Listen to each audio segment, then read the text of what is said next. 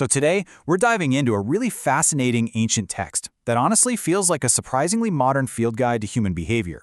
We're going to unpack Proverbs 26, but not like a sermon. Think of it more like a sharp psychological profile of the kind of difficult people we all run into, and maybe even a manual for how to deal with them. Right out of the gate, the text hits us with these vivid, kind of strange images. I mean, think about it. Tying a stone in a sling. It makes the whole thing completely useless, right? It's an act that defeats its own purpose. This one little metaphor really sets the stage for everything we're about to explore. What happens when we put our trust, our honor, and our energy in the wrong places? Because at its core, that's what this chapter is all about. It's practical wisdom. It's a guide for learning how to identify and navigate your relationships with difficult people. And this ancient guide gives us three character types, three archetypes that I think you'll find are shockingly familiar today. You've got the fool, the sluggard, and the troublemaker. So let's do this. Let's build a detailed profile of each one, and we'll start with the character the text spends the most time on. All right, first up, the fool. And the text does not hold back here. It paints a picture of just how destructive folly is by throwing this whole barrage of really powerful metaphors at us. So the writer uses this kind of rapid-fire imagery to show what happens when you decide to rely on a fool. Sending a message through them, for example, isn't just ineffective. It's actually an act of self-harm. You're literally hurting yourself. By putting your trust in someone who is fundamentally unreliable, you are the one who gets damaged. The warning could not be clearer. Be really, really careful where you place your trust. This next one really nails the fool's relationship with wisdom. See, they might be able to repeat a wise saying. They can say the words, but they can't act on it. Just like legs that can't walk, the knowledge is just there. It's totally inert, completely disconnected from action, which makes it fundamentally worthless. And here the imagery gets really graphic. And for a good reason. It's making a critical point. This isn't about someone who just makes a one-time mistake. No. The fool is defined by a kind of compulsion. They are drawn back to their destructive patterns again and again and again, seemingly unable to learn a thing from their own experiences. So, if we put all those pieces together, we get a pretty clear definition. The fool isn't just someone who doesn't know any better. They are someone who actively resists knowing better. They're stuck in this cycle of folly that harms not just themselves, but pretty much anyone who gets caught up in their orbit. So, if that's what a fool is, how in the world do you deal with one? Well, this is where things get really fascinating, because the text gives us what looks like some famously contradictory advice. Yeah, check this out. It's a real puzzle. You've got two verses sitting right next to each other. The first one says, "Do not answer a fool, because if you get down in the mud with them, you'll just become like them."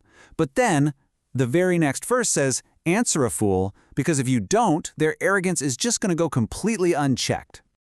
So which one is it? What are you supposed to do? Do you engage, or do you walk away? It kind of feels like the text is telling you to do both, right? And this, right here, is where you see the real brilliance of the text. It's not actually a contradiction, it's a lesson in situational wisdom. See, this isn't a book of rigid rules. It's a guide to developing discernment. The real wisdom is knowing when to do which. Sometimes you absolutely have to refuse to engage, just to protect your own integrity. But other times, you have to engage with a sharp, focused answer to dismantle that false confidence and expose the folly for what it is. It demands that you actually read the situation. Okay, let's move on to our next character, the sluggard. Now, if the fool is defined by destructive action, the sluggard is defined by a kind of crippling inaction. This is basically the sluggard's mantra. They don't just say, "I'm tired," or "I don't feel like it." Oh no. They invent these absurd, completely over-the-top dangers to justify staying exactly where they are. The problem is never their own lack of motivation. It's always some huge, insurmountable obstacle. A lion in the road, of course. The text then lays out this absurd little process. First, you invent a crazy reason not to act.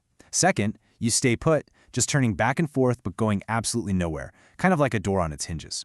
And eventually, the inaction becomes so profound that, as the text hyperbolically puts it, they can't even be bothered to feed themselves. And here is the punchline. Despite all the evidence of their self-defeating laziness, the sluggard is supremely confident. They frame their inaction as prudence. They actually believe they're smarter than everybody else because, hey, they were the one clever enough to spot the lion that nobody else saw. It's a really powerful portrait of self-deception. And that brings us to our third and final archetype, the troublemaker, the architect of conflict. The text gives us another really clear behavioral checklist here. And notice that these aren't passive flaws. These are all active choices. The troublemaker jumps into quarrels that have nothing to do with them. They kindle strife, like putting charcoal on embers to keep a fire going. And they spread gossip, which is described as choice morsels, these tasty little bites of information that people just can't seem to resist. I mean, just pause on that image for a second. It feels like it could have been written yesterday. The harm that's done by just joking isn't painted as some minor slip-up. It's compared to a maniac just randomly firing deadly weapons. It's reckless, it's dangerous, and it causes real injury no matter what the so-called intent was. And this is the final warning. The troublemaker can be charming. Oh yeah, their words can seem so appealing, like a shiny glaze on a piece of pottery. But the text warns us to look closer, because underneath that cheap, shiny surface is something brittle and ultimately worthless. It's just a cover-up. The fool, the sluggard, the troublemaker. This ancient chapter is a stunningly accurate field guide to human folly. So the final question, then, isn't just about understanding this text, but about recognizing its echoes all around us. Which of these ancient voices do you hear the loudest today?